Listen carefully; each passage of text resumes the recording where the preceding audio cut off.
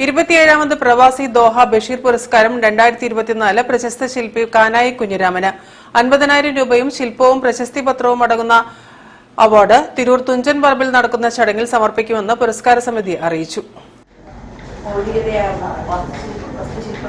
മലയാളിയുടെ കലാത്മകത്തെ രചനാത്മകമായി നിർമ്മിച്ചെടുത്ത പ്രമുഖ ശില്പി കാനായി കുഞ്ഞിരാമനാണ് ഈ വർഷത്തെ 27ാമത് പ്രവാസി ദോഹ ബഷീർ പുരസ്കാരം.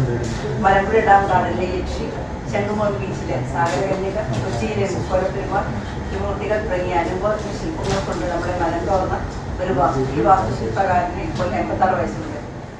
മൗലികതയാർന്ന വാസ്തുശില്പങ്ങൾ കൊണ്ട് മലയാളിയുടെ കലാബോധത്തെ രചനാത്മകമായി നിർമ്മിച്ചെടുത്ത പ്രമുഖ ശില്പി കാനായി കുഞ്ഞിരാമന് ഈ വർഷത്തെ 27ാമത് പ്രവാസി ദോഹ ബഷീർ പുരസ്കാരം നൽകുമെന്ന് പുരസ്കാര സമിതി ഭാരവാഹികൾ പറഞ്ഞു.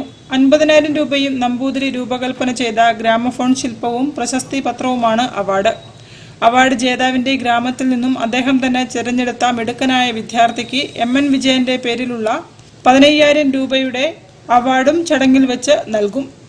തിരൂർ തുഞ്ചൻ പറമ്പിൽ വെച്ച് അവാർഡ് വിതരണം ചെയ്യുമെന്നും സമയം കാനായിയുടെ സൗകര്യത്തിനനുസരിച്ച് തീരുമാനിക്കുമെന്നും ബഷീറിന്റെ മക്കളായ അനീസ്, ഷാഹിന, വെങ്കിടാചലം, ബാലചന്ദ്രൻ പുതുക്കുടി എന്നിവർ വാർത്താ സമ്മേളനത്തിൽ അറിയിച്ചു.